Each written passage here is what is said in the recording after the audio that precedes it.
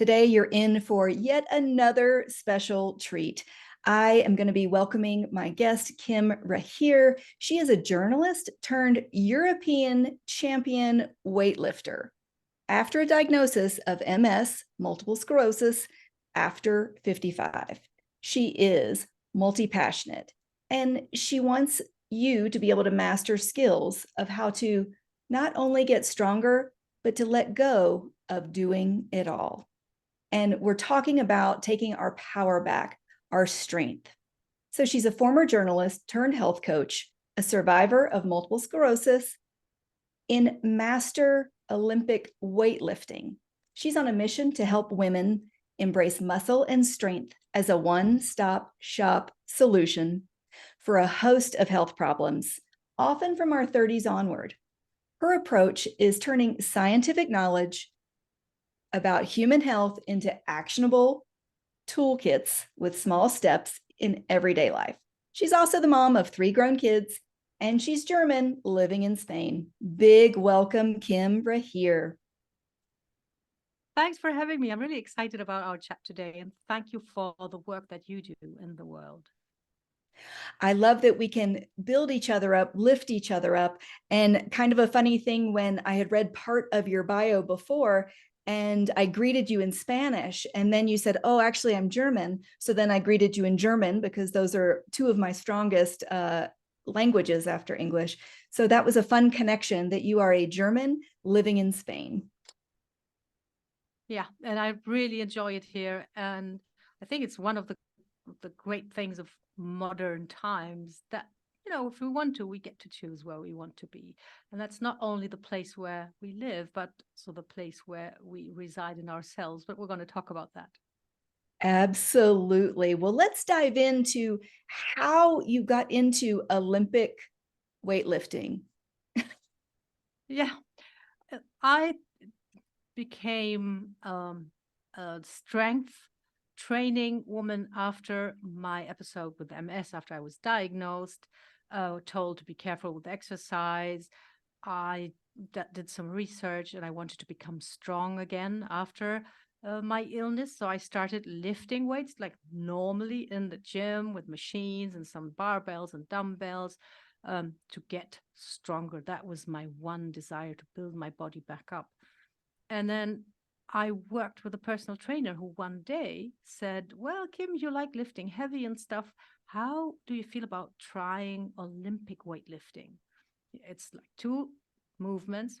You have to lift the bar overhead in 1 move, that's the snatch, or in 2 moves, that's the clean and jerk.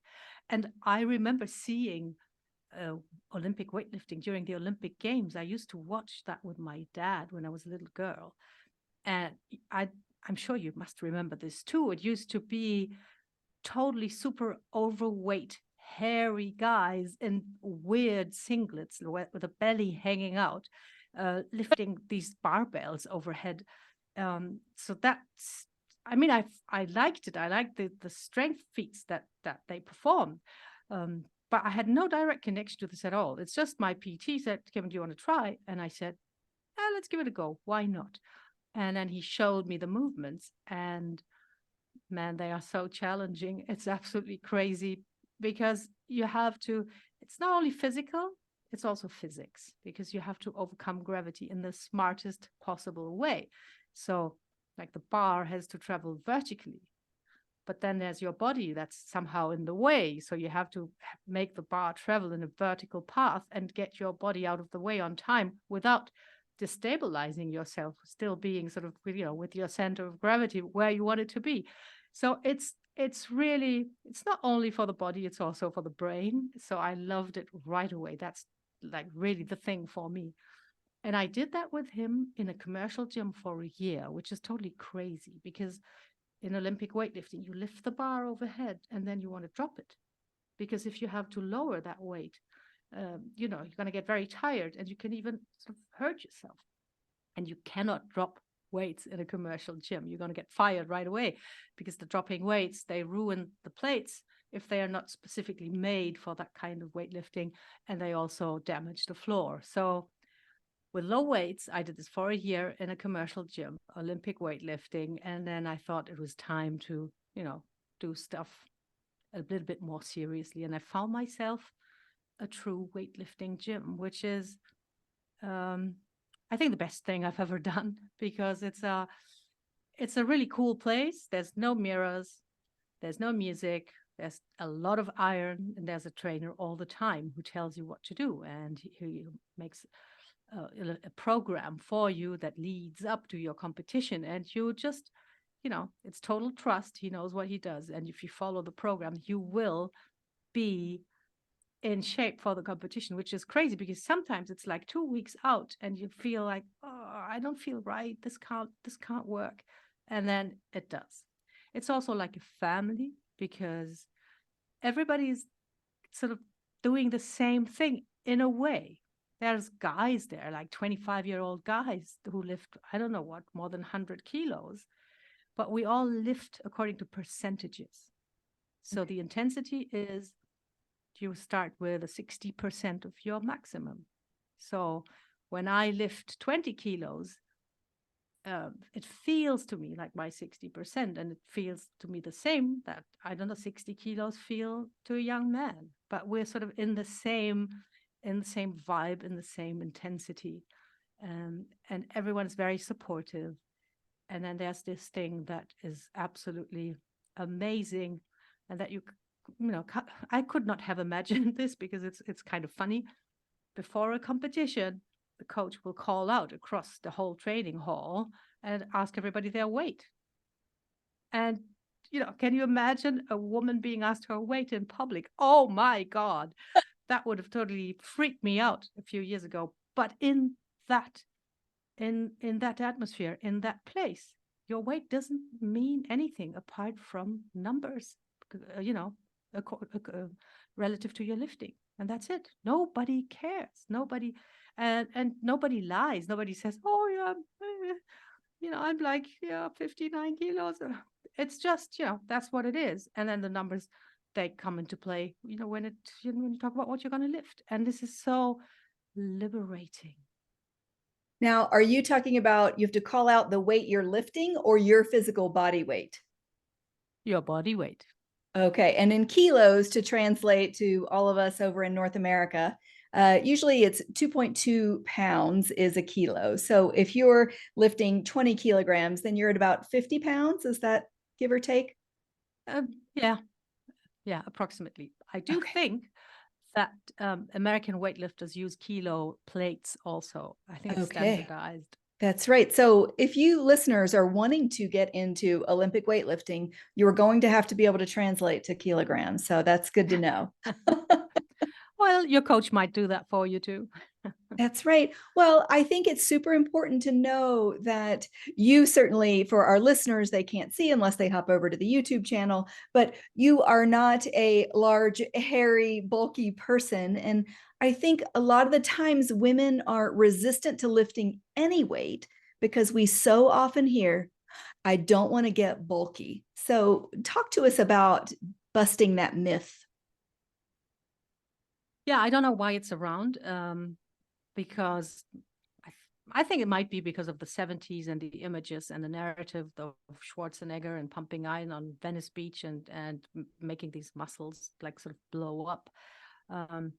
It's physically close to impossible for a woman to achieve that without chemicals. There might be an outlier or two, because everyone's different, and your genetic makeup might be one where you put on muscle easily. I've never met any woman like this. They might exist. Some women are naturally very, have a fibrous look about their muscles and look very shredded naturally. But bulk, big muscle mass is, because of our hormonal setup, really not possible to achieve without chemicals, and especially not with just normal weight training or even weight lifting. It's just not possible. You would have to do like hundreds and hundreds of repetitions of very isolated movements for specific muscles to stimulate them to grow, and then just think of all the guys in the gym. They toil away for years because they want that bulk, and they lift and they toil and they struggle, and they can't achieve that with all the testosterone that they have in their bodies. Why would a woman accomplish that all of a sudden just by looking at a pink dumbbell from 2 yards away? It's not going to happen. I think it's more of a cultural obstacle.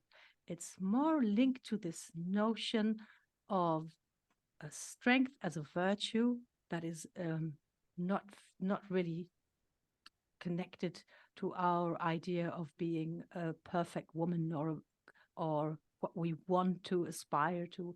When we're raised as girls, we're sort of told to be cute and nice and good and elegant, maybe smart, but physically strong is not really part of this. And I think the reluctance to building muscle, or this fear of becoming bulky, is more of a hidden fear of actually becoming physically strong. And is that okay for a woman? Wow, that's really a good point. And I think the younger generation now is really valuing and embracing and really breaking through those barriers of that you can be a woman and be strong. You can be cute and beautiful and strong, and that it doesn't have to be either or. So I'm glad that you're raising the awareness for those of us over 50, because sometimes it depends on the age of the person with what's the cultural belief for that generation. Oh, well, I think that kind of leads me a little bit to metabolic change. And when you and I did our pre-chat, you had said women believe that the metabolism slows down after 40, and it's just not true. And I kind of gasped to myself of like, oh, that was kind of this great excuse, but you have a really wonderful explanation for that. Well, there's a brand new study, well, brand new. I saw it a year ago, a big meta study that shows that the metabolism stays roughly the same until you're 60. And it sort of goes downhill from there. The thing that slows down is not your metabolism, it's you. I know it sounds harsh, but it's actually very, very empowering and liberating. Because when you say, my metabolism has slowed down, it's like, okay, there's nothing I can do. What can I do? Right? There's some inexplicable thing inside of me that's sort of wanting me to, put on weight or be lethargic or feel without energy. When actually, because we are so busy in midlife, and that's something that we often underestimate. We think that the busiest and most exciting times of our lives are in our 20s or 30s, but actually, even in our 50s, we face so many challenges, something that's often overlooked when we talk about midlife and hormones, and perimenopause and all these things that women struggle with. Our environment also changes dramatically. All of a sudden, we have to look after our aging parents. That's something that sort of drops on us, and it gets dropped on the women most of the time. Our kids are grown, but they still need us, and they need us in different ways. So that's a challenge. Maybe we've been in our jobs for 20 years and beginning to ask ourselves questions. Is this what I want to do for the rest of my life? Maybe we're getting a little bit burned out or bored. Our relationship also ages. And so what are we going to do about that? How are we feeling in our relationship? So there's so much more going on than just hormones. And it leads to us often becoming physically less active because we have this urge to help everybody, to be there for everybody, to take care of everybody and everything. And it's beautiful. It's wonderful. I love women because they rise to the challenge. They want to do these things. But it's often, at the cost of not looking after your physical health. And Absolutely. because this is this is so exhausting and so challenging, we feel more tired and we move less. Well, I think that is such great wisdom. And, if those of us who have children, when they're young, we're running around, we're chasing them, we're taking them to activities, and we're on the go. And as they need us less, then, or in a different way, right? Sometimes they need us more mentally or emotionally rather than physically. And then when we're taking care of our parents, then we're in a present state of busyness, but it's not the same physical activity. So I think that was such an eye opener for me, because when I noticed my weight change, probably around 45, about 8 years ago, and then I realized, oh, my children are getting into high school and college, and we're not doing things together. I'm not even driving them to school, and all of these different changes. And I had to look at myself of, yes, there might be a hormonal component. Yes, there could be a small change. I was raised with the belief and the education that the research showed that when you hit 30, your body burns 100 less calories a day. And then at 40, another 100 fewer calories a day. And then at 50, another. So that if you're eating the same things at 30 and 40 and 50, then you will naturally put on that weight unless you make those intentional changes. But are you saying that the research is just that we're not moving enough or lifting enough weight? Well, that research is actually based on observations. So it's what's happening. People eat the same amount of calories and they put on weight. Are they actually really investigated and looked at whether they are moving as much or not? I doubt that very much. And it's just, yes, the average weight gain, I think between like something like 45 and 60 for a woman is like 1.5 pounds a year, all these things. But because that happens doesn't mean that it's sort of programmed into our body and brain. I think it's very clear that's because we move less, and then we have to look at our environment too. We movement is not a given. We have to fight for our right to move. It's it's everything is set up for us to sit on our behind, have food delivered to us, and not move. Have entertainment at a click of a button.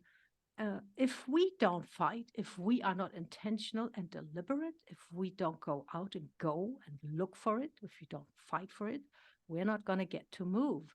And that's where that weight gain comes from. There's one more thing that I want to add, and because hormones do play a role, not in the way that people think. I hear many women who think that it's just this mysterious thing that because your hormones are out of whack, you gain weight. And it's not completely like that. It's that the hormonal changes are real, but it's mostly also that they make you very tired, very moody. And again, you are not quite as energetic. You move less. You might also eat more for comfort. And it's enough that you have night sweats or hot flushes at night, that your sleep is disrupted for you to be craving sweets all day, to be tired and lethargic, not wanting to go out there and move. So the hormones mess with your sleep, but it's the sleep deprivation that will then lead to you doing things that will facilitate weight gain. And I don't want this to sound like, oh, it's all your fault. I think it's the other way around. It's empowering, because it's not an obscure, mysterious thing going on in your body. It's quite explicable, and there's something that you can do about it, which I find is good news. Absolutely good news when we can have information and make informed choices. So I think it's excellent to know that, yes, our hormones are changing, and some women are not aware that they're going through perimenopause, right? They just slowly feel like they're losing their minds, and suddenly they're not sleeping well and they feel more irritable. And so there is hope that we can take charge of that metabolism and those changes. And once we can manage the sleep, then we can manage the stress, then we can manage healthy food choices, and knowing it's a choice what we eat and when we eat it and how much we eat. We might not feel like we have control of that. And then you come into a little bit more about how to get there. So what do you think the life hack. We're all always looking for, oh, what's the life hack we need? And yours, Yeah. I think, has to do with kind of small steps and 15 minutes a day. What do you tell your coaching clients? Yeah, absolutely. You don't need a big overhaul or to uproot your entire life. Um, I think the premise of all of this, and I think it's also very empowering, these things that you want to do to get out of that rut where you feel tired and fatigued and heavy all the time, they are mostly skills. They are skills. They are not personality traits. They are not your character. You know, you might think, oh, I can't control my eating. Um, Come 6 p.m., I just crave sweets so much, or I absolutely need that glass of wine. That's got nothing to do with your character or your personality. It's all explicable through the stuff that's going on in your body. You know, you might be extremely tired and fatigued if your sleep is disrupted. So you need skills to deal with that. And I think that's another empowering message, because skills can be learned. And then you want to learn one skill at a time, one small step at a time. That's That is such something. great encouragement. I think so many of us, now we're recording this in February, our listeners will get to hear it sometime in March, but so often, at least in the US, and correct me if it's different in Europe, but we think, okay, January, I'm going to go hard charging. And people kind of say, I'm going to join the gym, I'm going to start this. And then by the second or third week in January, they've slowed down. And it's never too late to say, oh, it's the 15th of the month, or the first of the next month, or the first day of the week, to recommit yourself to developing those skills with those small steps and just that one thing. What would you say would be the first thing people should start with? It actually totally depends on where they are at. Yeah. If you feel reasonably healthy in the hierarchy of, well-being skills, I would start with strength training, building muscle, becoming stronger, and thus, will raise your energy levels, raise your confidence, raise your metabolic health. But depending on where you're at, you might have to start with doing something about your sleep. Sleep is so crucial. It's like legal doping. And for many women, it's the last thing they look at, because I still remember this time when it was considered that sleep was for lazy people, that sleep is a time of doing nothing, of missing out. I know people say, oh no, I have so much to do, I can't sleep. When sleep is actually a super active time for your brain. Your brain is, working overtime while you sleep. And for some women who feel really low and have actually trouble sort of getting up in the morning and getting going and motivating themselves and having that brain fog that you mentioned and feeling like they're going crazy, they probably will have to start just with working on their sleep. I know it doesn't sound very sexy, because it's much more inspiring to say, okay, I'm going to go and lift some weights, but sleep is such a foundational thing, and it will make you better at absolutely everything. Absolutely. In fact, about 12 years ago, I had to go to a sleep camp to learn how to set aside and create sleep hygiene routines and how to wind down at the end of the day. And one of my mentors does a 3-2-1, 3 hours before bed, no more food, 2 hours before bed, no more work, and 1 hour before bed, no screens.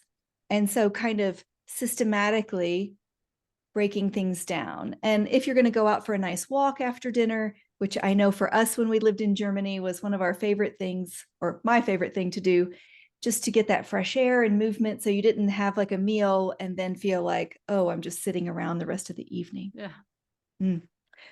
So great encouragement on, if you need to start with sleep, start with sleep. Protect your time, protect your environment.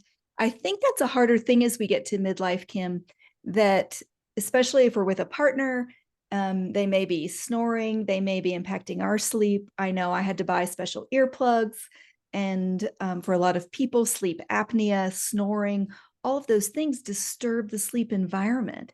Have you had any experience in encouraging people in their sleep hygiene? One thing that works pretty well with snoring and is simple and effective is mouth tape. It sounds crazy, but you'd have to sort of glue that mouth shut and it will make much less noise.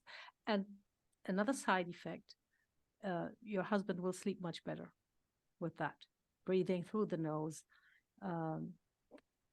It's like, really simple, and you have to be willing to do that as the husband. Otherwise, um, there's no other solution, and maybe moving to another room or sleeping on the sofa Exactly. or something like that.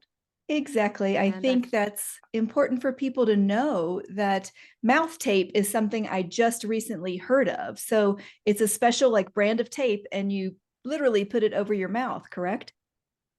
Yes, And it and prevents you people who from use it, opening the mouth and snoring? yes, absolutely, it prevents a lot of snoring. And people who sleep with their mouth open tend to wake up at night because their mouth is so dry and they feel they need to drink water, for example. And when you glue the mouth shut, that doesn't happen, and so their sleep quality improves. And it's often also inducive to sleep apnea when you sleep like that. That you get this. Um, the mouth is open and the airways are obstructed, are closed, and there's no oxygen coming to your brain. So it's a really good thing to try that mouth tape. Even if you're not snoring or you don't have someone complaining about you snoring, and I think it's a problem for some women too, that they snore. Try that Absolutely. thing. Try to sleep with a closed mouth and feel the difference. It's really effective. That is really interesting. So I think what I'm gathering for you to say about you don't need to make lots of changes too quickly. You need to choose the one thing. And if you're not getting good sleep, start there. If you're in pretty good health, you're drinking your water, you're getting your nutrition in, then it's okay to build into the strength training in order to boost that metabolism. And I think you were saying before we pressed record that you tell your clients just 15 minutes, just work on 15 minutes a day. What would you Yes. add? It, it's really important actually to start with only 15 minutes. I think it's a key to success, because our good old brain, our primal brain, hates change. It doesn't want change. As uncomfortable as I may be here where I am, my brain thinks, well, at least it's something that I know, it's a situation that I'm familiar with, and it's kind of safe. So we will always have resistance to change. And this 15-minute start is a way of lowering that resistance. And that's the typical thing that happens in January. Just imagine you say, okay, I'm going to go to the gym 3 times a week. I'm going to work out for an hour. So what do you have to do when you want to go to a gym 3 times a week? You have to pack your gym bag. You have to go to your car. You have to drive to the gym. You have to find a parking spot. You have to walk into the changing room. You have to get changed. You have to walk onto the gym floor. Maybe you don't feel comfortable there. Maybe you think everybody's looking at you. Maybe you don't remember the tour that the trainer did with you during your first visit, and you look at the machines and you go, what was I supposed to do here? I have no recollection of that. So that makes it so difficult that with the first thing that happens in your life, and it could just be, a call from school, you have to pick up your child, or anything can happen, or your car breaks down, or you just have a really, really bad day, you're not going to go, because the resistance to doing all of these things that I just told you is going to be sky high. That's why I insist on doing 15 minutes a day. And it's designed in a way that you don't need equipment, you don't need a lot of space, and you can actually do it in your pajamas. Like that, the resistance is minimal. It's very hard to find a reason not to do it. You can just sort of get it out of the way in the morning, and then it's done. And that will feel so good. I mean, you'll start your day feeling great because you have done that. And it's really, and from a physical point of view, in 15 minutes, you can get the basic movements in, because that's what we do these days. These ideas of just building biceps by doing curls and stuff, we don't do that anymore. We train for movement. We train for the stuff that our bodies are built for: pushing, pulling, carrying, picking stuff up from the floor, or from getting it down from a shelf, things like that. Functional movement is what we train, and you can get enough of those movements in 15 minutes to feel a difference, and a significant difference, in as little as 2 weeks. In as little as 2 weeks. That's so encouraging. And I think it's important to also give people permission to, if you're going to start something, what is your success? And some people might need to start at 5 minutes and build up that success at 5 and then build to 10 the next week. I know after my reconstructive surgery, that was the goal. Was week 1 was just to try to walk forward for 5 minutes at a time. And it took up to the 6 weeks that then I could walk 30 minutes. And I didn't feel certainly as strong and fit as before, earlier in life. But then it got easier and it got easier. And so it's kind of that success and those small increments. I love that you've done that. I just want to circle back just a bit to not having mirrors in the gym, and something you had told me when we had spoken before about how important it was, and how your trainer explained to you, and I think you like to also use this with your clients, about the benefit of not using mirrors. Yeah, it's big, it's huge, and it's really crucial, because you want a connection between your brain and your body. You want to know instinctively what position your body is in space. You don't want to look at the mirror to see how you're positioned, how you're standing, how much of an inclination you have in your spine. You need that to be sort of programmed. You need this inner circuit. You need all the information that come from your limbs to go to the brain and tell the brain where you are at, because only then can you execute the movement that you need to execute, because it comes from the brain. Then it goes to the limbs and tells them what to do. If you only look at the mirror, you will have this outside thing that gives you even wrong feedback. And it's something that is really, really important with, for example, stretching exercises. I don't know if you walk around gyms a lot, when you see people doing stretching, they mimic, and it's their brain doing that. It's not because they're stupid or lazy or whatever, but it's the brain looks and mimics the movement that they see in the stretch. And then when you have a trainer showing the stretch, and let's imagine they're sitting on the floor with their legs stretched out, and they just lower their upper body like straight onto their legs because they're so flexible. Then you see that, and you try and mimic that movement, and you will just curb your spine horrendously, just to sort of somehow bring your upper body closer to your legs, when what you want to go for is the feeling at the back of your thighs, actually, in that kind of stretch. So I always tell my clients, it's not about how the movement looks. You have to go for how it feels, to make sure you are working the right part of your body. It's really important, because it helps you also not get hurt by just mimicking a movement that your body is not capable of doing, and by not paying attention to what part of the body are we actually working here? What are we doing here? Where do I want to feel this? And if I want to feel this, I have to look inside and not into the mirror. I find that fascinating and almost counterintuitive, because the women that I see and work out with so often, they have no idea where their body is anyway.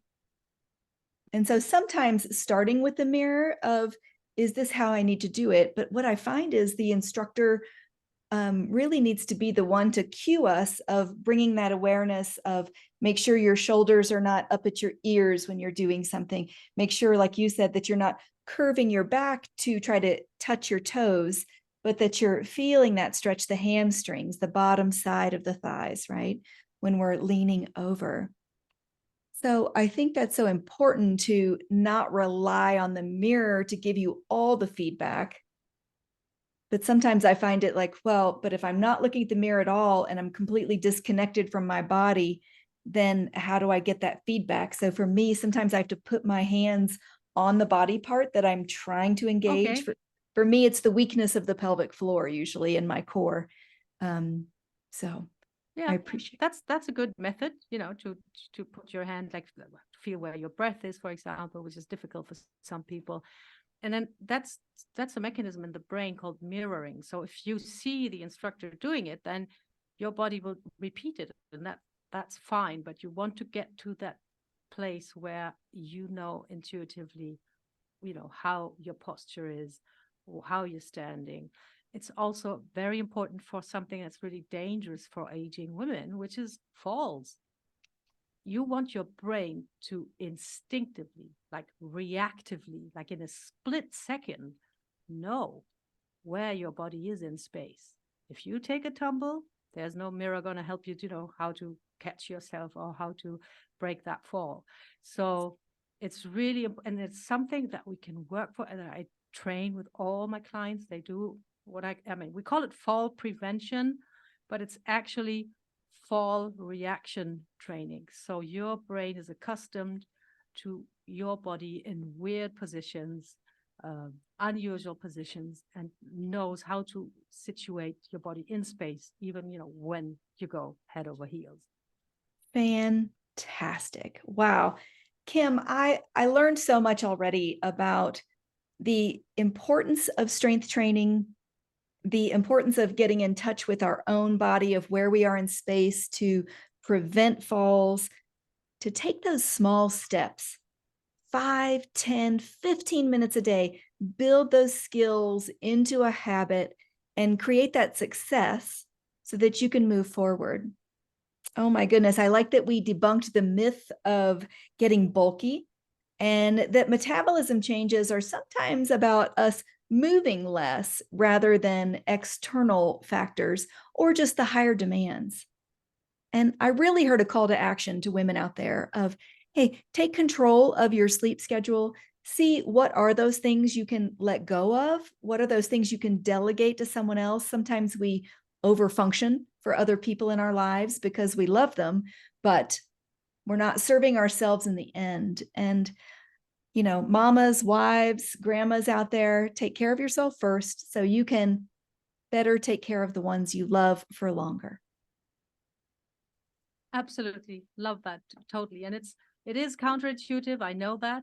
And as you said, I have 3 kids, and when you get a call, you always want to jump on it and make sure everything is all right. But there comes a point where you really need to make sure that you are in a position to help, that you are physically strong, and you're going to be so much more fun to be around also when you are healthy and happy. That's right. Oh, well, Kim Rahir, how can people get in touch with you if they want to learn more? Well, they can go to my website, which is kimrahir.com. And on there, I have a free health assessment. It's a health and strength assessment, actually, where you can find out, that spot where you are at right now, because that's something you need to know if you want to move forward. You need to know where point A is if you want to go from A to B. And it's a holistic questionnaire. So it's not only asking, can you do 5 push-ups or stuff like that? It's really like an all-round assessment of your health and your happiness. Actually, it's all packed into one, and it's very insightful to do that, and then you really have a good idea of what could be your next step.